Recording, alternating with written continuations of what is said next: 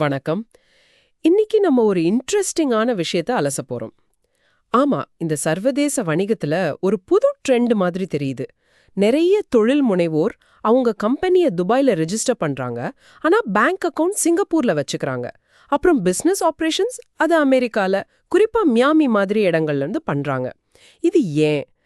இது சம்பந்தமா சில கட்டுரைகள், குறிப்புகள் நம்ம கிட்ட இருக்கு. அதை வச்சு தான் பேச போறோம். இந்த இந்த காம்பினேஷன் ஏன் இவ்ளோ பவர்ஃபுல்லா இருக்குன்னு புரிஞ்சுக்கிறது தான் நம்ம நோக்கம். சரி, டைரக்டா விஷயத்துக்கு போயிடலாம். முதல்ல துபாய். ஏன் இந்த ஸ்டார்ட் அப்ஸ், கிரிப்டோ கம்பெனிங்க, D2C பிராண்ட்ஸ், டெக் ஃபவுண்டர்ஸ் இவங்கெல்லாம் துபாயை தேடி போறாங்க? என்ன இருக்காங்க? இதுல முக்கியமான விஷயம் என்னன்னா, துபாய் நிறைய அட்வான்டேஜஸ் கொடுக்குது. குறிப்பா பாத்தீங்கன்னா, அங்க நிறைய ஃப்ரீ ஜோன்ஸ் இருக்கு. அங்க 0% பர்சனல் டாக்ஸ், 0% கார்ப்பரேட் டாக்ஸ். இது ரொம்ப பெரிய விஷயம். ஆமா, அது முக்கியம். அது மட்டும் இல்லாம 100% ஃபாரின் ஓனர்ஷிப் அலோவ் பண்றாங்களே, அதுவும் பல குளோபல் கம்பெனிஸ்க்கு ரொம்ப முக்கியம்னு சில ஆர்டிகிள் சொல்லுது இல்லையா? நிச்சயமா, அதுவும் ஒரு பெரிய காரணம். அப்புறம் ரெஜிஸ்ட்ரேஷன் ப்ராசஸ் ரொம்ப சிம்பிள், ஃபாஸ்ட். இன்னொன்று, இந்தியா, ஆப்பிரிக்கா, யூரோப் மாதிரி பெரிய மார்க்கெட்ஸ்க்கு பக்கத்துல இருக்கு. அந்த லொகேஷன் அட்வான்டேஜ். லாபத்தை திருப்பி எடுத்துட்டு போறதுல பெருசா ரெஸ்ட்ரிக்ஷன்ஸ் இல்ல. Web3, ஃபின்டெக், AI மாதிரி புது டெக்னாலஜி ஸ்டார்ட் அப்ஸையும் அவங்க ரொம்ப வரவேற்கிறாங்க. ஒரு நல்ல சூழல் இருக்காங்க. ஓகே, அப்போ துபாய் ஒரு லீகல் பேஸ், டாக்ஸ் சேவிங்ஸ், அப்புறம் குளோபல் ஆபரேஷன்ஸ்க்கு ஒரு நல்ல ஸ்டார்டிங் பாயிண்ட் மாதிரி இருக்கு. ஆனா பிசினஸ்னா பணம் முக்கியம் இல்லையா? டிரான்சாக்ஷன்ஸ் நல்லா நடக்கணும்.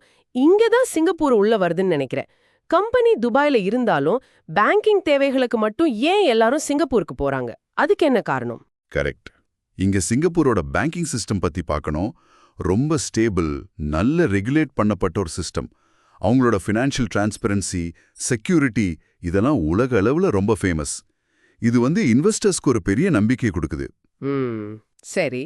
அதோட மல்டி கரன்சி அக்கவுண்ட்ஸ், அதாவது SGD, USD, யூரோன்னு பல கரன்சில அக்கவுண்ட் ஹேண்டில் பண்ணலாம். அப்புறம் ஸ்ட்ரைப், பேபால் மாதிரி குளோபல் பேமெண்ட் கேட்வேஸ் கூட கனெக்ட் பண்றது ரொம்ப ஈஸி. ஃபாரின் எக்ஸ்சேஞ்ச் ரேட்ஸ் நல்லா இருக்கும், டிரான்சாக்ஷன் பிரச்சனைகள் கம்மியா இருக்கும். இதெல்லாம் முக்கியமான காரணங்கள். அப்படியா? இது சுவாரஸ்யமா இருக்கு. அதாவது ஒரு நாட்டுல ரிஜிஸ்டர் பண்ணிட்டு ஃபினான்ஸ் மேனேஜ்மெண்ட்டை வேற ஒரு நாட்டுல வச்சுக்கிறது இப்போ சகஜமாகிட்டு வருது. சரி, இப்போ மூணாவது பாயிண்ட், மியாமி இல்லனா பொதுவா அமெரிக்கா. பிசினஸ் ஆரம்பிக்க ஏன் அந்த இடத்த தேர்ந்தெடுக்கணும்? இதுவும் ஒரு முக்கியமான கேள்விதான். அமெரிக்கால, அதுவும் மியாமி வழியா பிசினஸ் ஆரம்பிக்கிறது உலகத்திலேயே பெரிய கன்சியூமர் மார்க்கெட்டான அமெரிக்காக்கு நேரடியா என்டர் ஆகிற மாதிரி. ஆமா, அமெரிக்கன் கன்சியூமர்ஸ் ரீச் பண்றது நிறைய பேரோட கோல். அது மட்டும் இல்ல, வெஞ்சர் கேபிட்டல், ஏஞ்சல் இன்வெஸ்டர்ஸ் இந்த மாதிரி ஃபண்டிங் சோர்சஸ் அங்க ஈஸியா கிடைக்கும்னு நம்மகிட்ட இருக்க குறிப்புகள் சொல்லுது. ஓஹோ, ஃபண்டிங் ரொம்ப முக்கியம் இல்லையா? நிச்சயமா. அது மட்டும் இல்லாம டெக்னாலஜி, டிஜிட்டல் பிராண்ட்ஸ்க்கு ஏத்த மாதிரி ரெகுலேஷன்ஸ் இருக்கு. அப்புறம் பல நாட்டிலிருந்தும் டேலண்டட் ஆட்கள் அங்க வராங்க. International talent pool. முக்கியமா உங்க பிசினஸ் அமெரிக்கால இருக்குன்னு சொன்னாலே அதுக்கு ஒரு குளோபல் கிரெடிபிலிட்டி, ஒரு வேல்யூ கிடைக்குது. புரியுது.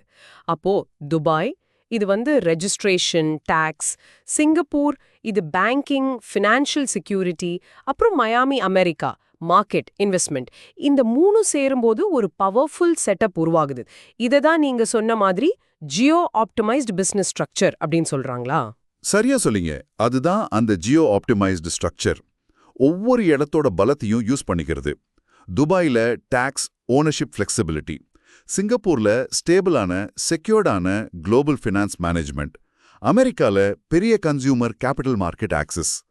இது மூணு சேரும்போது ஒரு கம்பெனிக்கு tax efficiency, regulatory safety, global finance access, international பிராண்டிங்னு பல பெனிஃபிட்ஸ் ஒரே நேரத்தில் கிடைக்குது.